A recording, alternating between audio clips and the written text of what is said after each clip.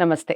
ఎన్నో ఆధ్యాత్మిక కార్యక్రమాలు నిరంతరం ప్రసారమయ్యే మన ఛానల్‌లో రాశి ఫలితాల ద్వారా చాలా సంవత్సరాల నుంచి అలా కొనసాగుతూ ఉంది. మీ నుంచి కూడా విశేషమైన స్పందన లభిస్తూ ఉంది. ఇక ఈ ఫిబ్రవరి మాసానికి సంబంధించి మేషరాశి మొదలు మీనరాశి వరకు ఏ విధంగా ఉంది? వివిధ రాశుల వారికి తెలియజెప్పే ముందు మనకి అమావాస్య నాడు ఏ విధంగా జరుపుకోవాలి? ఏమిటి దాని యొక్క విశిష్టత ఏమిటి? వివిధ రాశుల వారికి ఏ విధంగా ఉంది అనేది వివరిస్తారు గురువుగారు. దాన్ని కూడా నోట్ చేసుకోండి. ఇక రాశులకు మేషరాశి మొదలు మీన రాశి వరకు వివిధ రాశుల వారికి ఏ విధంగా ఉందో కూడా వివరిస్తారు. ప్రతి ఒక్కళ్ళు నోట్ చేసుకోండి. డౌట్ ఏదన్నా ఉంటే ఖచ్చితంగా కామెంట్ బాక్స్‌లో తెలియచేయండి.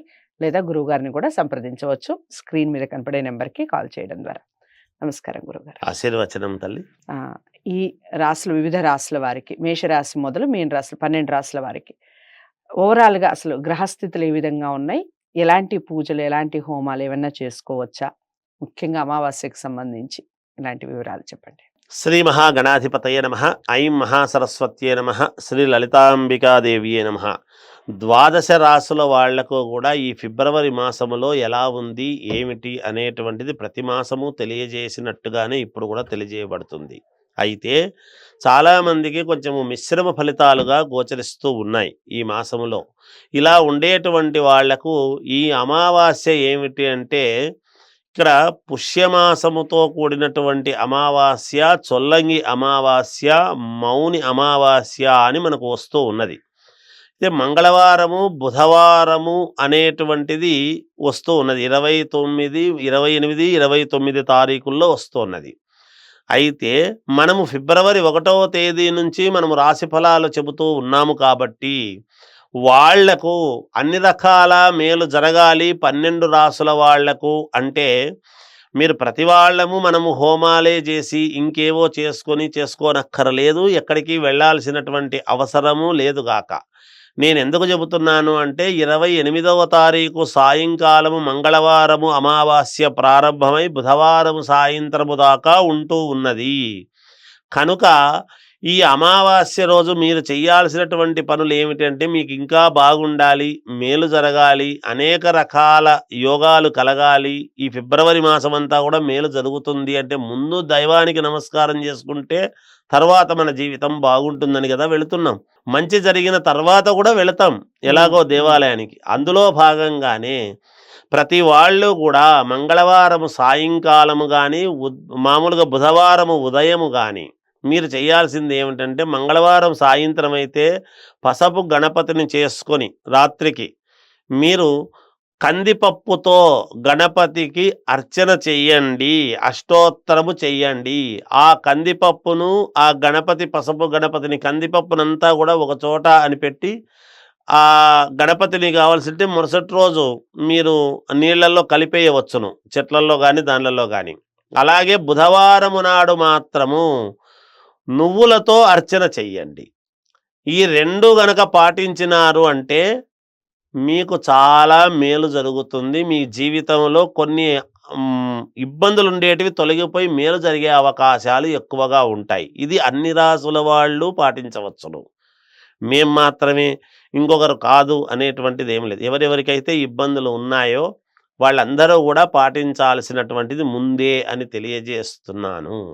గురువుగారు, ఇక తదుపరి రాశి తులారాశి. తులారాశి వారికి ఏ విధంగా ఉందండి ఫిబ్రవరి మాసం? తులారాశి వారికి ఈ ఫిబ్రవరి మాసం అంతా ఎలా ఉంది అంటే అత్యద్భుతముగా ఉన్నది, చాలా బాగుంది అని చెప్తున్నాను నేను.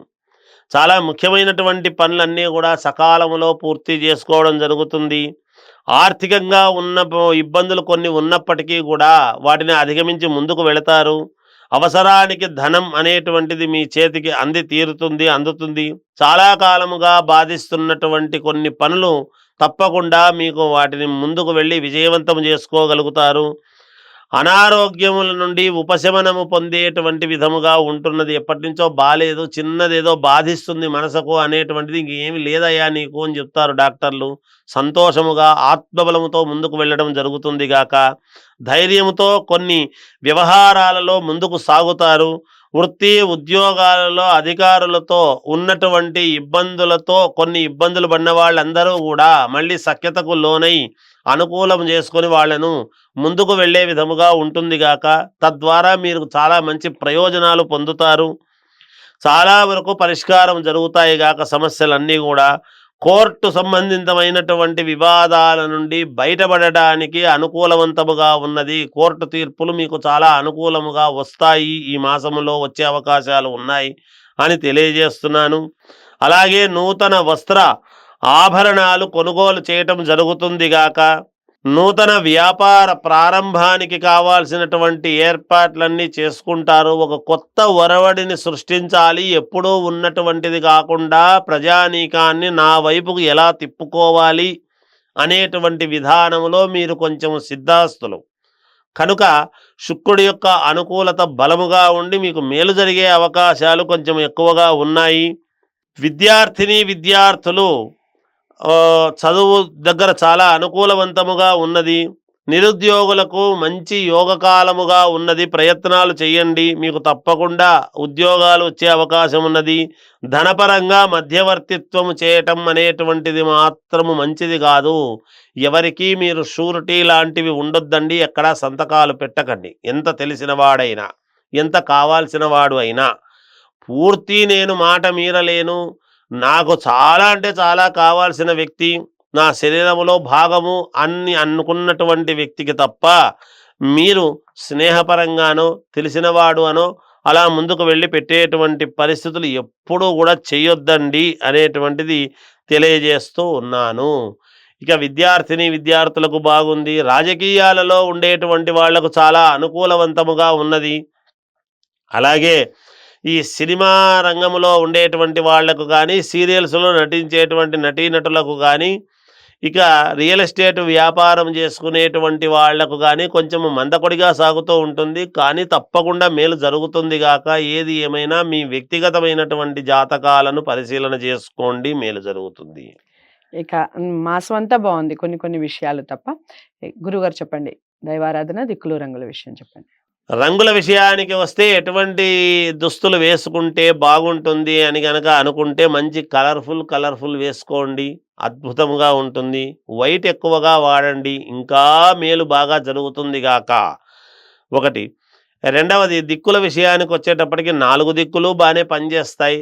కొంచెము నార్త్ అనేటువంటిది కొంచెము తక్కువగా మీకు పని చేయవచ్చును, అంతే. అంతకు మించి వేరే ఏమి లేదు, కానీ పనిచేస్తుంది గాక. ఇక దైవారాధన విషయానికి వచ్చేటప్పటికి అమ్మవారిని ఆరాధించండి, తప్పకుండా మీకు మేలు జరుగుతుంది గాక. చాలా చక్కగా చెప్పారు. తులారాశి వారికి కూడా మాసం అంతా బాగుంది. చిన్న చిన్న ఒడిదుడుకులు ఉంటాయి, వాటిని అధిగమించడానికి ఎక్కువగా అమ్మవారిని ఎక్కువగా ఆరాధించండి. చాలా కలర్ఫుల్గా డ్రెస్సింగ్ వేసుకోండి, ముఖ్యంగా వైట్ కలర్ ఎక్కువగా యూజ్ చేయండి. ఇక దిక్కుల విషయానికి వస్తే నార్త్ కాస్త తక్కువ, 4 దిక్కులు పనికొచ్చినా నార్త్ కొంచెం తక్కువగా లాభిస్తుంది అన్నట్టుగా చెప్తున్నారు గురువుగారు. ఏదేమైనప్పటికీ వ్యక్తిగత జాతకాలు పరిశీలించుకొని ముందుకు వెళ్ళండి. గురువుగారి దగ్గర వ్యక్తిగత జాతకాలు పరిశీలించుకోవాలి అనుకున్న వారు స్క్రీన్ మీద కనపడే నెంబర్కి కాల్ చేయండి. వీడియోని లైక్ చేసి షేర్ చేయండి, ఛానల్ని సబ్స్క్రైబ్ చేసుకోండి. తదుపరి రాశితో కలుద్దాం. నమస్తే.